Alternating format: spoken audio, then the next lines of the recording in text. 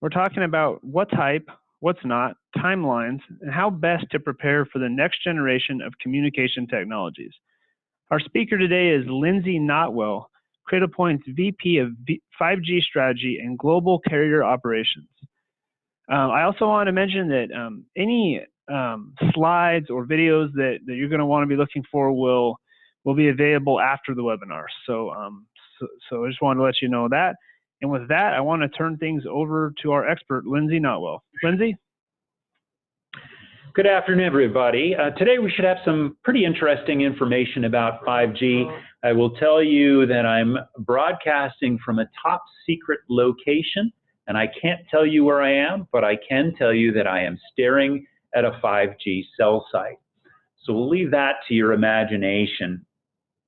Just a slide or two about who Cradlepoint is for those of you who are not familiar.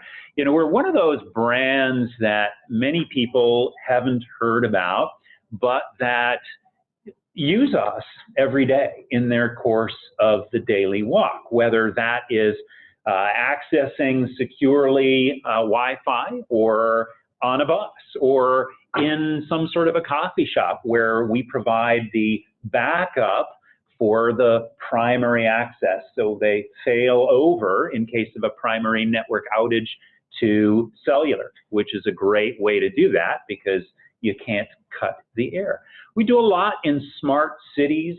We power much of the digital signage around the world because all of that is all about interactivity. And so you've got to have real-time connections. And so what better way to do it than using on-demand type of technology. We also power a lot of the public sector networks, first responders, FEMA and others. You know, whenever there's a disaster, you'll find a lot of our carrier partners and us in the trenches and wherever, making sure that there's connectivity, because connectivity is so critical, whether it's being able to share with loved ones that you're okay, or whether it's to process an insurance claim on demand. We're also seeing a lot of changes in the wired world where we're seeing more and more software-defined branch offices, and we play in that space as well. We're going to talk a little bit about that today. And of course, let's not forget about the Internet of Things. We'll touch on that as well. So there's just a lot of things that we do, and we sort of make life better. And whether you've heard of us or not, now you know a little bit more about us. Just a little bit in terms of the numbers. I won't read these or go through them as you can read on the screen, but we're very well penetrated in a lot of enterprise segments. And again, around the world, we're pretty well known to our customers in well over 50 countries, approaching now 20,000 customers. So it's a pretty exciting business that we find ourselves in. But today we're going to focus on 5G because that's what you came to hear about. And so I kind of chuckle at this one particular comment that Qualcomm made. 5G may be as transformative as electricity. And you know, there's some substance behind that, but it certainly goes to show that we're clearly nearing, if not at, the peak of what we call the hype cycle, which you see in the top right of this particular screen. And the reality is there's a lot of exciting things in development in the 5G world, though it's very, there's really nothing commercially available today because we're in that development mode. So what we're going to do today is to demystify some of this and kind of give you a view of the pathway to 5G, because it will happen over time. But first, let's step back. What the heck is a G anyway? Well, it really refers to generation. And when I got into this business in the cellular business, it was 1G, which was the old analog days. For those of you who are old enough to remember that, the old bag phone, so to speak. And it was great at the time, but you know, by today's standards, you know, it's pretty rudimentary. In fact, if you were able to measure any sort of data communication speed on this chart, it would be way down on the bottom. Interestingly, by some of the newer technologies, We'll come back to that in a minute. And over the course of that evolvement from 1G to 2G, which is digital, to 3G was broadband, I kind of call it a lowercase b for broadband, to 4G, we found better and faster increases in relative terms to some of the other communications that you see out there, whether it's a T1 line or fiber or cable or et cetera. And so what's interesting is that we found that there was this tipping point, that when 4G launched, an interesting thing happened, because 4G was clearly faster than a wire, faster than the typical T1, which at the time many businesses were running their branch offices on. And what we found was that in many cases, since it's faster, and since it is in many cases more reliable, if you think about natural disasters, oftentimes the cellular networks are the only ones that operate, or are the first ones that come back when they don't because of a natural disaster. So in a lot of cases, it's more reliable, and you don't have to wait for the wire to get installed, which can take, months in some cases. And in a lot of cases, it's actually more affordable. Now, that depends on what you're doing, whether you're streaming Lord of the Rings, but in the enterprise space, we don't have a lot of enterprises streaming Lord of the Rings, at least not by policy anyway. So we saw this tipping point where enterprises very quickly figured out that this 4G thing was a true enterprise-grade WAN source, let's call it, wide area network source, that was very attractive as compared to some of the alternatives that were not quite as easy to get, quick to install, reliable, that sort of thing.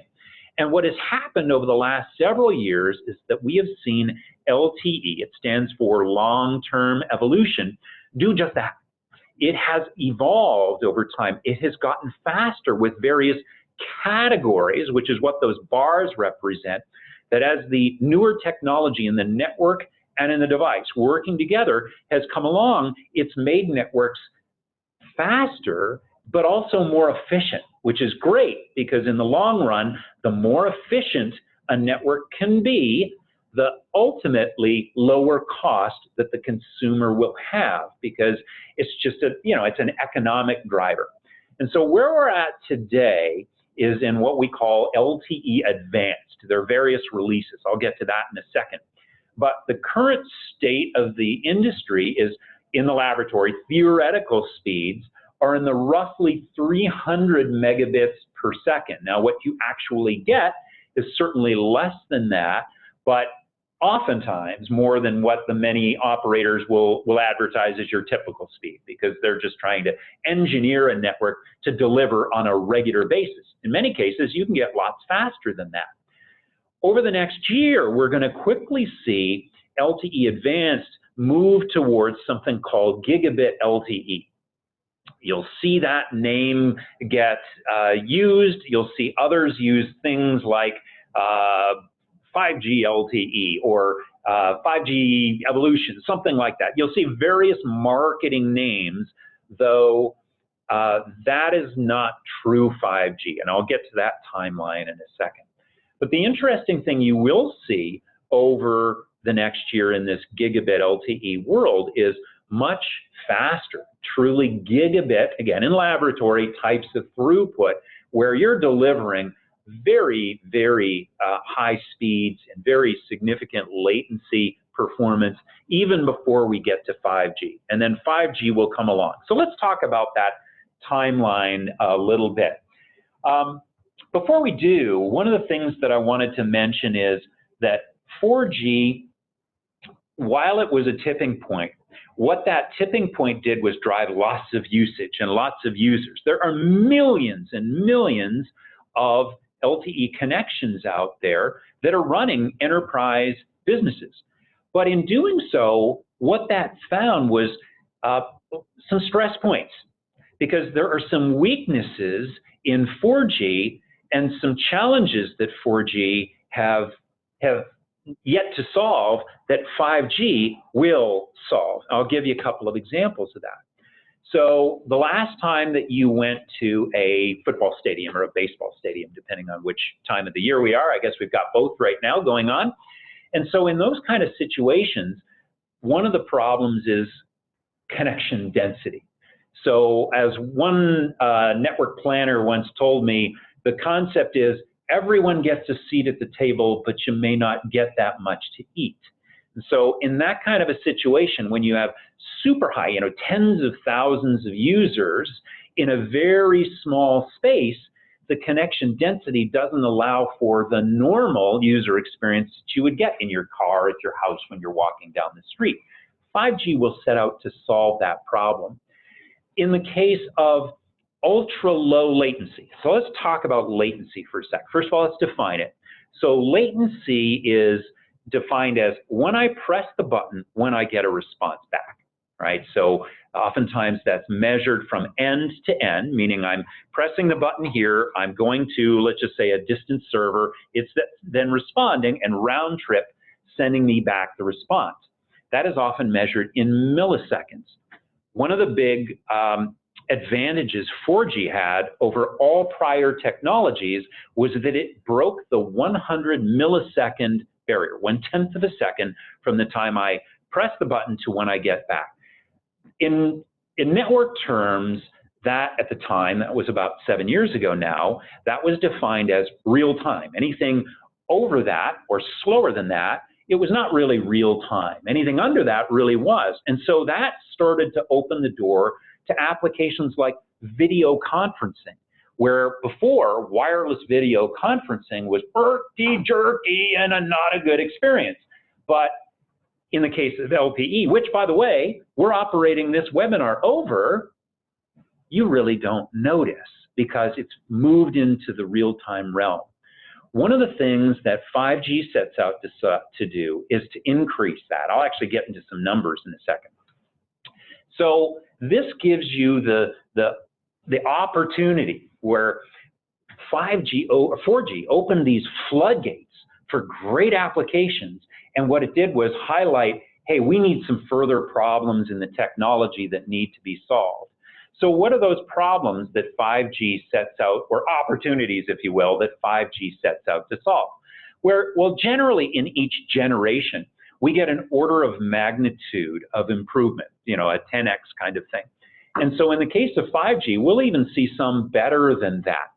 So one of the things it sets out is throughput. That's sort of the obvious one that a lot of people think that they will get out of that, and will get out of that. But in reality, most of the activities we do on a daily basis couldn't tell the difference between 100 megabits and a gigabit. It's still a great user experience. Some applications, though, will open the door. So now when we get to start thinking about 4K video, well, that's going to require better throughput. And so that will open the door to that kind of an application. We talked a little bit about connection density. So that's something that will really help improve the user experience in places like stadiums and high density areas.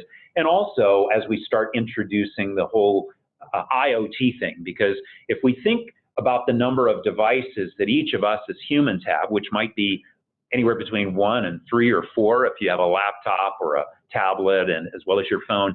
So in that kind of a case, now think about the billions of devices that are being projected in the IoT world. Well, then connection density becomes even more important.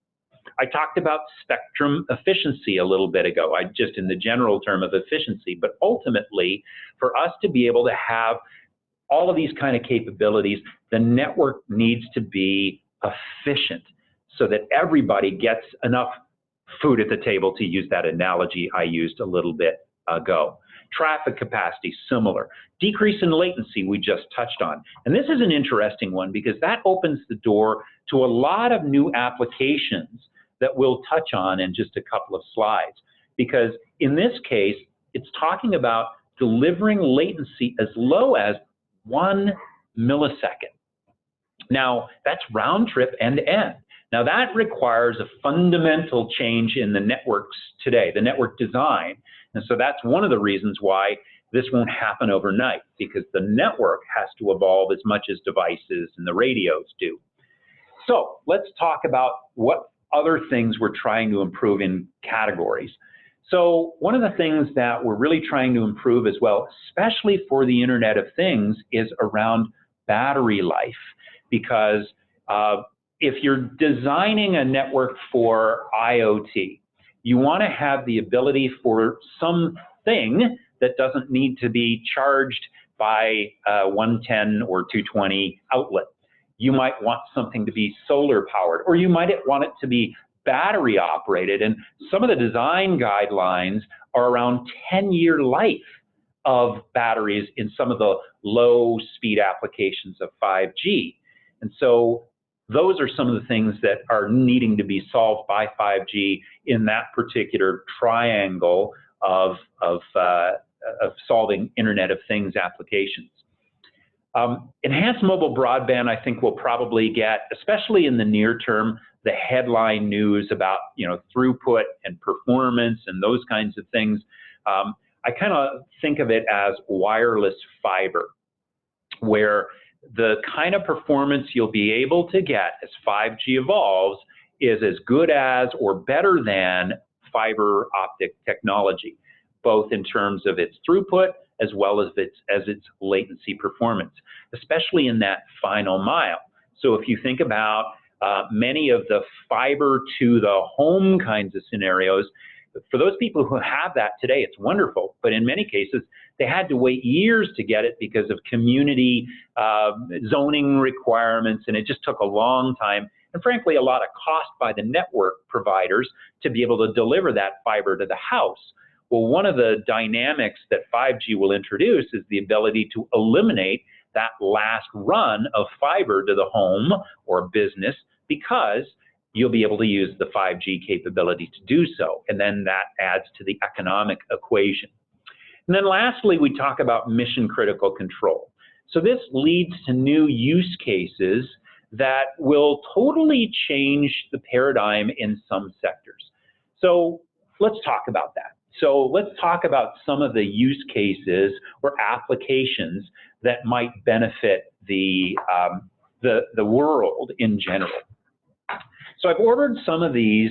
The way that it works is the things that are more latency sensitive, so needing the ability to have a very fast responsiveness, at the top of the slide, and those that are more throughput oriented down at the bottom of the slide. And so that's how these are ordered.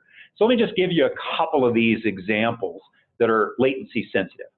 So we talked a little bit ago about video conferencing, but we're seeing that change significantly over time, where the concept a few years back was introduced of telepresence. And really all that was video conferencing with a very high quality. Well, we're going to see that come up to a new level with multi-user, ultra high definition, or 4K perhaps, or 8K eventually, who knows, telepresence and collaboration.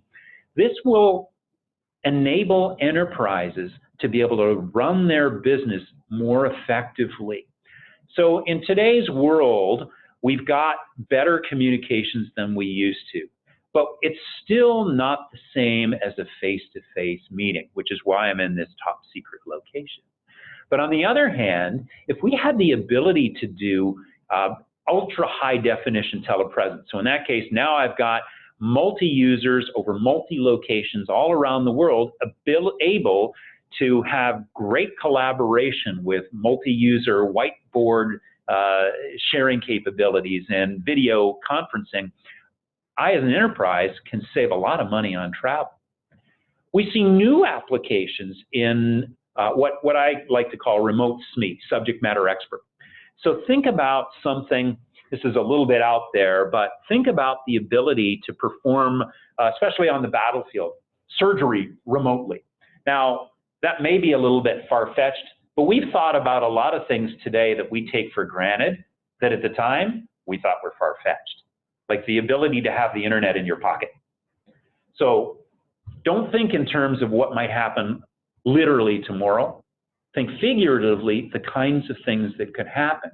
So in this particular case now, what I can do is have a remote team of subject matter experts be able to control either people or things in another location elsewhere at the kind of capabilities and latency requirements that then could either save lives or keep lives safe in the case of a hazardous environment, because now I can control it very quickly. Even something like 10 millisecond delay in some cases could be a life or death situation, whether you're operating a drone on a battlefield or dealing with some sort of a falling debris in some sort of a hazardous environment. And on the other side, so let's jump down to the bottom, we actually have a lot of our customers today that are cord cutting, even in the 4G world. Literally, we've got big customers with thousands and thousands of branch offices around the country, around North America, who have completely eliminated wires to their locations, to their stores, to their branch offices, and they're running their business in primary access over LTE. And so these kinds of things will only be new demand and thus new opportunities to shift that paradigm and deliver better user experiences over time. So let's keep going, because it's not going to happen overnight, as I said. There's a lot of moving parts that are going to have to come into play. And I'm not going to talk about each of these technologies in any depth on this call, because that's not really the point. We're going to get to actually what do you do between now and then. But I will touch on some things because I think they are important. So one of the pieces that's going to have to change in order to deliver these capabilities, new spectrum is going to be used to deliver some of these kinds of things.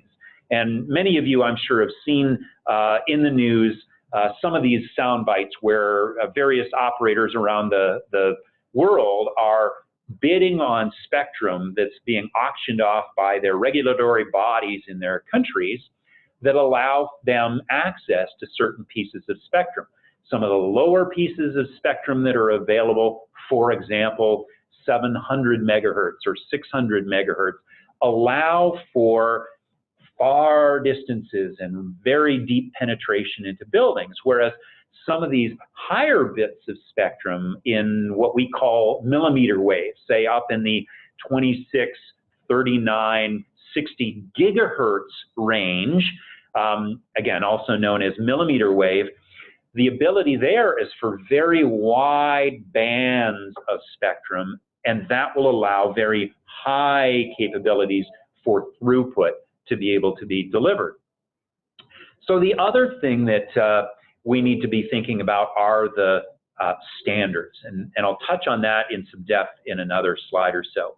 I mentioned the network is going to have to get redesigned. So the way that a cellular network is designed today is that you have all these cell sites or radios out at the network, and they have base stations at the bottom that are then connected over generally fiber or some type of a ultimately internet protocol, IP backbone, to an enhanced packet core, or EPC. You didn't think you were going to get an education in cellular technology today, but you are.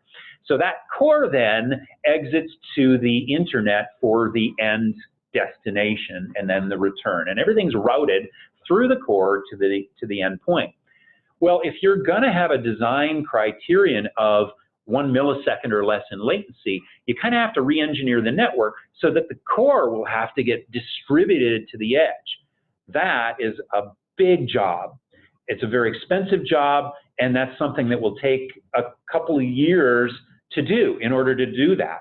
And so what will happen is that will happen in stages. I'll also touch on that. The other thing that will happen is this NFV, another acronym, a Network Functions Virtualization. And all that means is, instead of the network being built by big central offices, which were built of hardware switches, everything in the cellular network over the last few years has started to move into the software world, much like we've seen servers do that. I'll touch on that as well.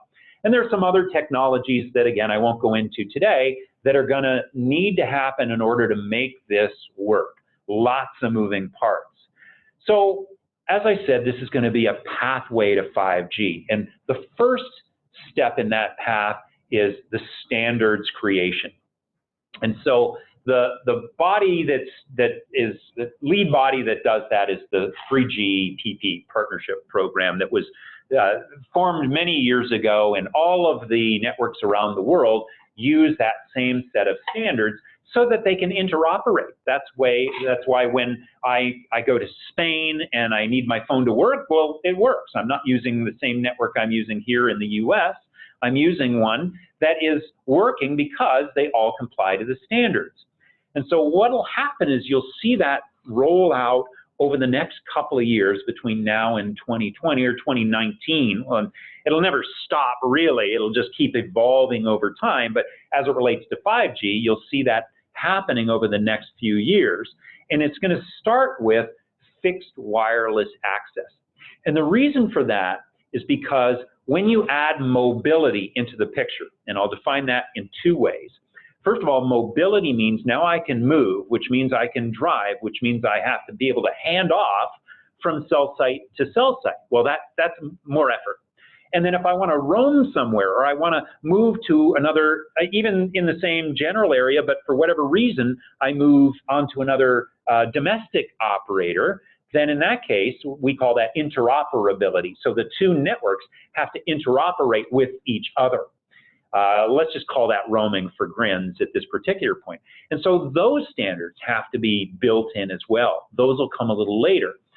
But because fixed wireless access doesn't need mobility, doesn't need interoperability, it's that fixed location, let's call it my home or business location. It's not moving anywhere. It's simpler. The standards for that are actually getting released by the end of this year. And so we're in pre-standard mode now, which means that we can conduct trials and develop the standard in real life, but the standards will be finalized by the end of this year for fixed wireless. And then those other components will come in over the next couple of years. And when you see NSA, that just means non-standalone, meaning 5G is going to use the 4G core, and then 5G standalone means it's going to use the 5G core to track all of its or route all of its traffic out to the network. All of that will happen over time.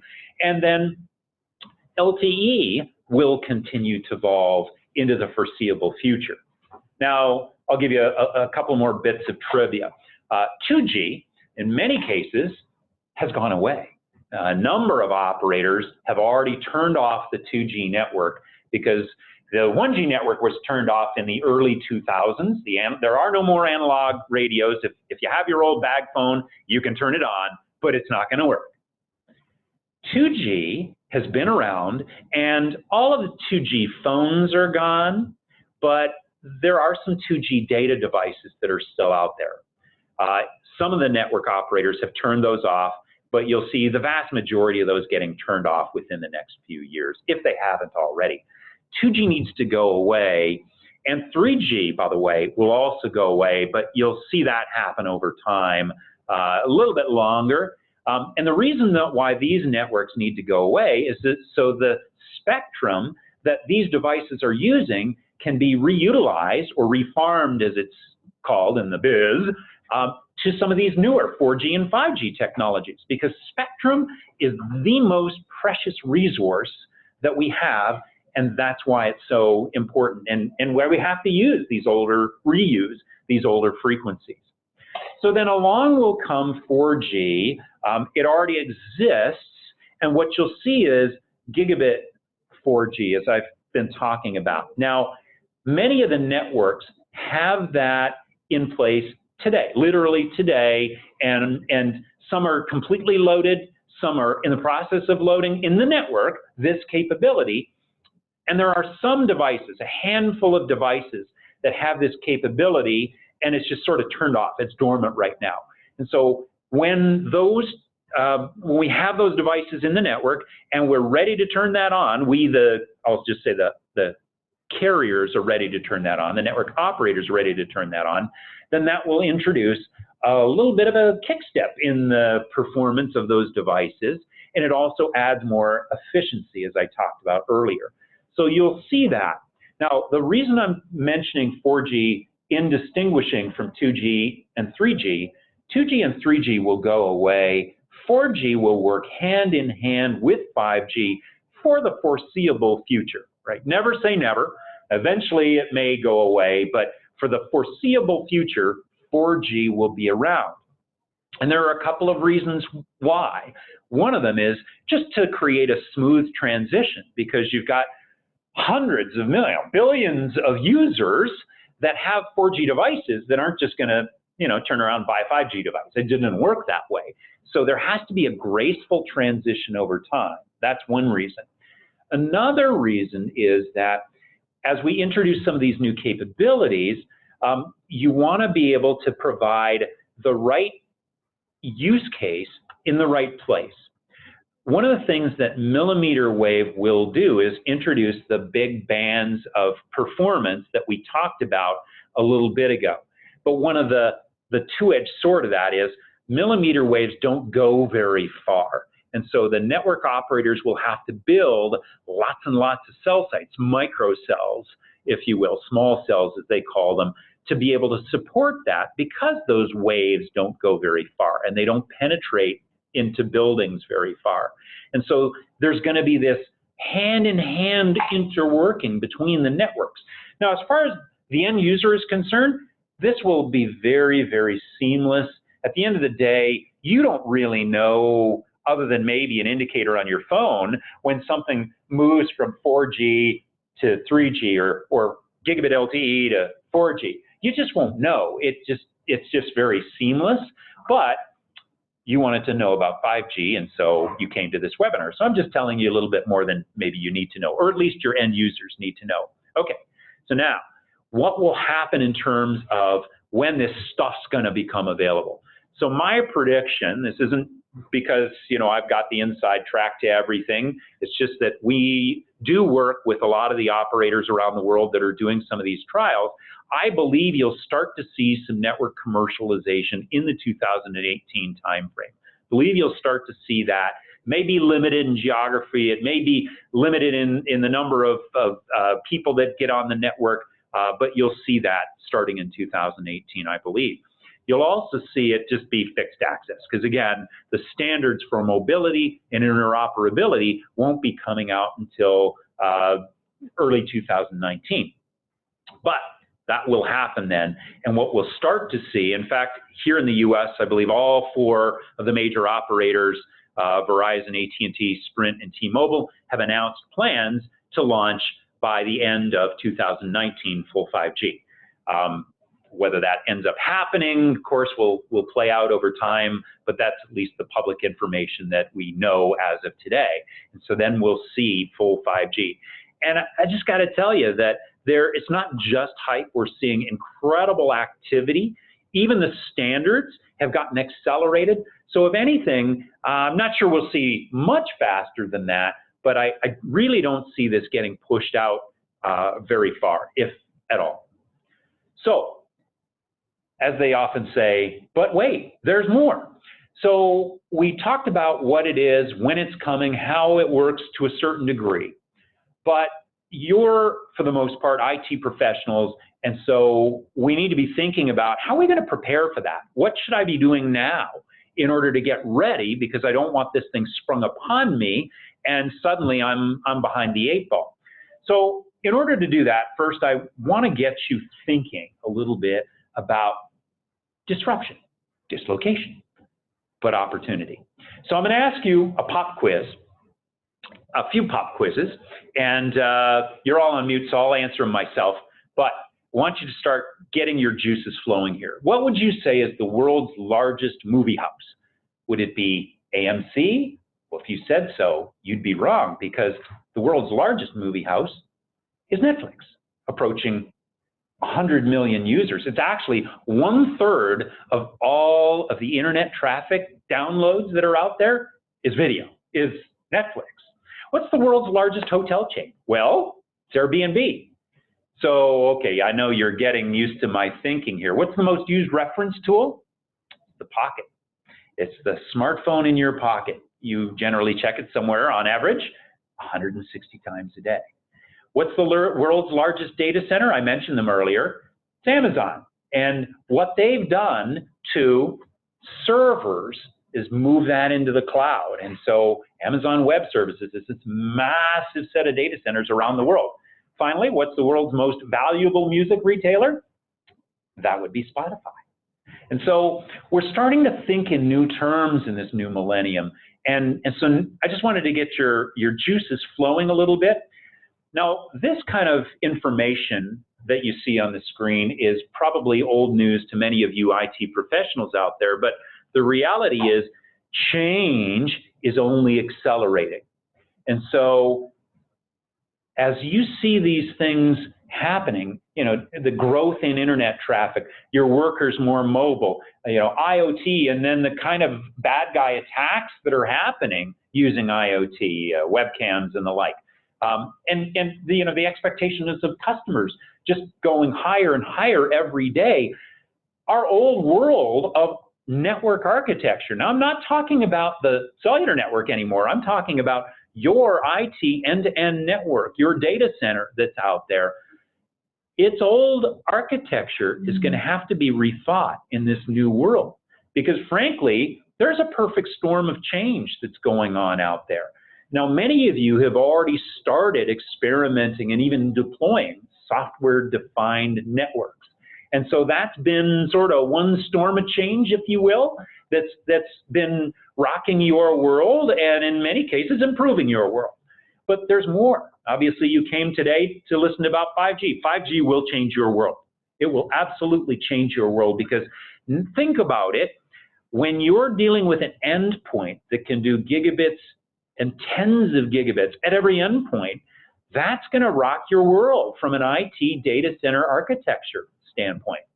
And let's not forget about IoT.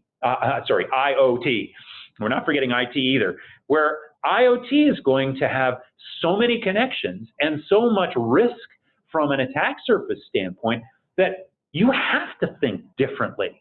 And so that's why I call this really a perfect storm of change. And so what's the right answer? Well, the right answer isn't to run away and hide. The right answer is actually to embrace in these technologies, because the reality is that they have been created for a reason. They've been created for goodness. They've been created for good purpose. They will introduce new things. But as your world has expanded from just the branch office that you have to deal with, connecting and securing, now the branch office is often a mobile place. And that wire doesn't go very far when attached to the truck. And so you have to have that same kind of security and connectivity deliverable in your mobile workforce, let alone your people workforce, let alone your things workforce. And so you've got to be thinking software defined in all of these kinds of situations for you to be able to manage this perfect storm of change.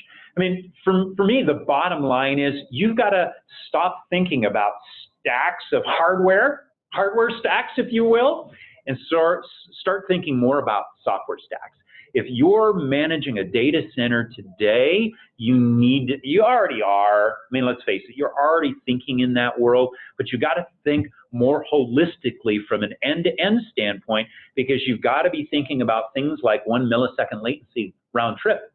And I can guarantee you the old way of doing things will not deliver security in that kind of a world, not in that kind of a requirement. So what are some strategies to prepare? Well, let's talk about those things. First of all, you showed up, all right? So good news, you came to understand some of these new technology changes, but one caution I'd give you is don't get mired in the minutia. Make sure that you're keeping at a high level, because this stuff could be, I mean, just keeping up with it is a challenge. One aspect of it, let alone all of it, that you CIOs out there need to keep track of. Leave the minutia for others down the chain, all right? Think big. But let's think big on a number of different dimensions. You need to be thinking about big bandwidth. You know, I heard talked about gigabits and tens of gigabits at your endpoints. What does that allow you to do? Think about big users. And by users, I mean not just the people that you have to be out there, but also the things that you have that will be soon your constituency if they're not already.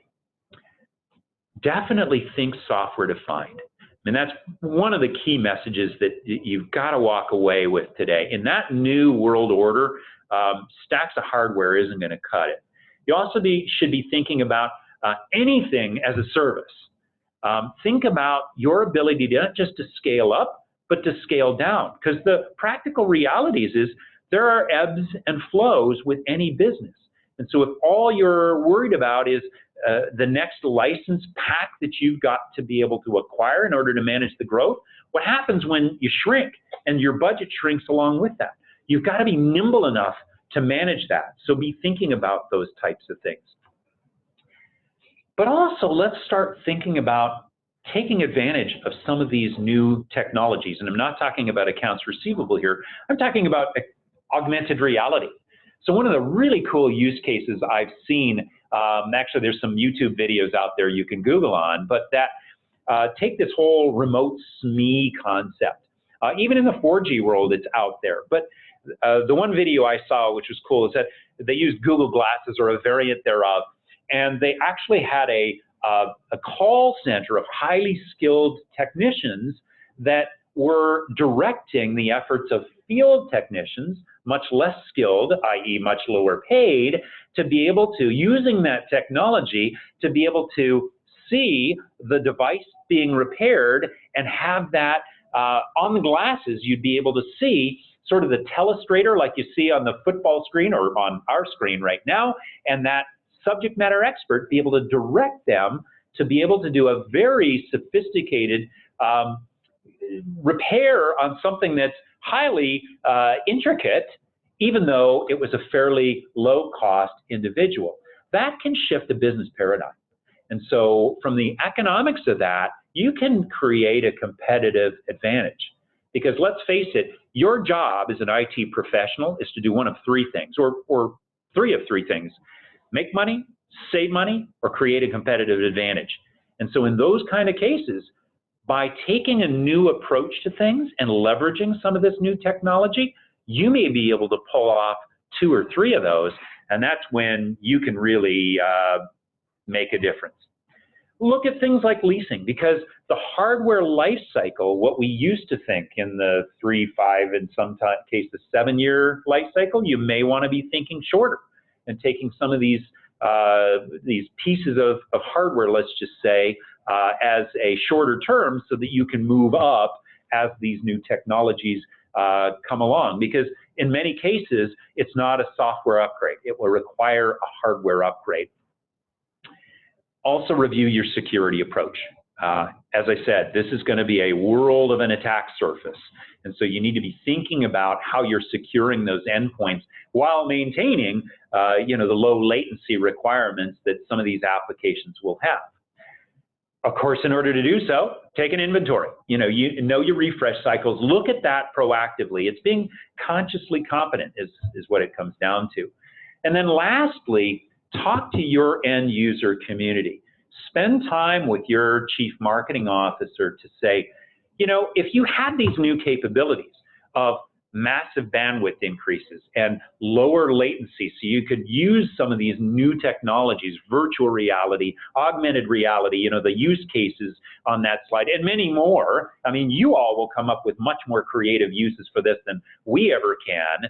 And if you could turn that into a competitive advantage, then what would that be? Start that discussion now, because those kinds of life cycles will take a year to 2 to develop. And the reality is, we already talked about some of this launching next year. And so in that case, you may already be behind the eight ball from a planning perspective. So do that now. That's probably the other significant piece of advice I would leave you with. And in fact, that is exactly what I'll leave you with. And so I'm going to turn it back over to Jake to facilitate some Q&A and take it from there. All right, thank you, Lindsay. I want to remind everybody that there's that questions tab on your screen. We already have some questions rolling in, but wanted to open that up to anybody who hadn't had a chance to do that yet. We do have one here, Lindsay. We had somebody asking questions saying, Can 5G be the beginning of the end for Wi-Fi? Great question.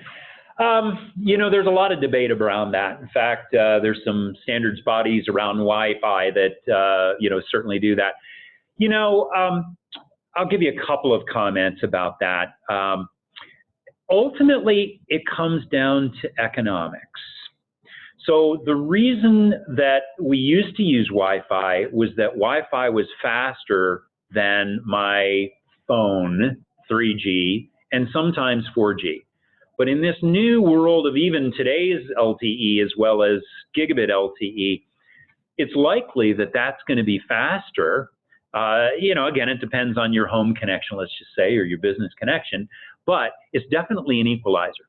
Now, what does that mean today in terms of why I would then use it? Because in today's world, my LTE connection, my soon-to-be gigabit, and certainly 5G connection will be faster in most cases.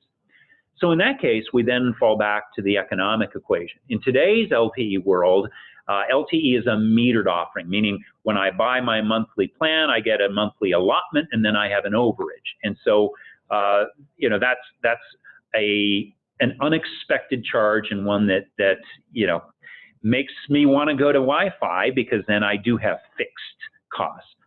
My belief, and a belief a lot of my colleagues, is that we'll see returning to the enterprise space unlimited. Now, that's not because somebody told me that from a carrier pricing team. That's just my belief. But my belief is we'll see that. We've certainly seen it already in the consumer space. The unlimited consumer rate plans are certainly out there. But one thing that Gigabit LTE and 5G does is introduce much, much greater network efficiency. And the network operators have already introduced capabilities in the network to control the bandwidth hogs, those people who get an unlimited plan and then set up some sort of a torrenting server. So those people that ruin it for the rest of us. So those things are already in place in the network today. So my belief is that we'll see that some of these plans will come out with an unlimited kind of capability, at which point I'd expect that we might see people just say, you know what, let me just leave it on 4G or 5G or whatever it is that my device is. And so in that kind of a case, I may not need it. And then there's, of course, the coverage question deep in a building, but there's other ways to solve that. So long answer to a short question, but there's a lot of debate in the industry, and that's why. All right, thank you. So I have another one here. It says, who is in a better position to get to 5G, an incumbent or a greenfield startup? Well, I guess you'd have to say, how well funded is that greenfield startup, and how well experienced are they? So 5G is one of those things that starts in the standards body. And so if that well-funded startup had people that came out of, let's just say, the network operator world, then maybe. But the reality is you'll see most of this coming out of the network operator world from the network side. And then the device side, kind of the similar kind of approach. You're going to see many of the long-term players come out first. We at Cradlepoint have been working on 5G for some time. You need to be in early to get out early. So it's really more a function of experience than anything. But I do believe that it will be more incumbents where you'll see that come first. Okay, great. Thank you. So I'm just looking through here. So we had a question, where does fiber or dark fiber fit into the 5G future? Yeah, well, it depends on who's the customer. So I will say that the network operators are massive customers of fiber, because at the end of the day, you've got to link all those base stations and cell sites back up, and that's got to be a super fast network. And so they're going to be, there's a huge role to play for fiber in the backhaul, let's just say, of these networks. But if you look at the balance sheets and the 10K, 10Q filings of each of the network operators, you'll see investments in two things, fiber and wireless. And so what you'll see is fiber will be sort of the heavy duty, either to the, backhauling the network, or I may have my big corporate campus connected with fiber. But when I go out to my branch offices, in the vast majority of cases, you're going to see wireless as the first choice. We're seeing that today, and we're going to see that accelerate. And frankly, the only reason why we don't see more of it even in the 4G world has been because of the pricing question that we talked about a minute ago. We see that change. You're going to see whole new opportunities for customers to say, you know what, I really want to go after a wireless future at that distributed standpoint. So I think you'll see that happening in both places. Copper's dead. If there's any question about that, copper's dead. All right. So had one here. I'm trying to rephrase this one just so, because it's kind of a lengthy sentence, but so I'm going to do my best here. Could you talk at any length about multi-access edge compute in the context of 5G and latency issues?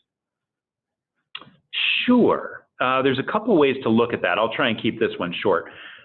In one case, you could look at it from an IoT use case standpoint. So let's just say you're doing something that requires very high tolerances. Think of robotics and manufacturing, things like that. And so in that kind of a situation, the last thing you want to do is haul that data back to some sort of a central office and then back out to the compute. You really want to distribute the compute as much as you can, as close as you can to the edge. And so in that kind of case, this is where the whole term of fog computing came along, where give the, let's call it a hub or a router at the edge, let's just say, that your sensors are connected to, give that device enough computing power. That's what we at Cradlepoint do, is give that device enough computing power so that you can do a lot of the edge processing before it ever gets to the network. Why bother the network? Let's just say you're measuring the temperature of a refrigerator. I mean, this is maybe 5G, but you can get that it relates. I don't necessarily want to measure it every second and transmit that temperature to a server somewhere every second. That's just needless. All I really want to measure is when it's out of spec, high or low. And so put that intelligence at the edge. So that's one example. Another example might be in the case of autonomous cars. I mean, if I've got one car approaching another car, the last thing I want to do is the same kind of tromboning that traffic. I want the least path I can get. Now, obviously, you need to maintain security, and that has to be done in the right spectrum and with the right network and that kind of thing. But the more you can shorten that path, the better the latency performance you can get. And so that's what you'll see. All right, thank you. I think we probably have time for just maybe two more here, so I'm going to go through and pick a couple more. Any insight on how cellular carriers are going to split up the spectrum for 5G? Yes, they will. Now, the reality is, whether it's here in the US or around the world, the first thing you have to start with is what the regulatory bodies are allowing. And, in the old 3G days, you could take the same piece of spectrum and pretty much use that phone on that piece of spectrum anywhere in the world. And it was harmonized is the term, that all the world, all the different countries use the same spectrum. That really kind of fell apart in 4G. And so when we first introduced a 4G device, we had to have different models for different parts of the world.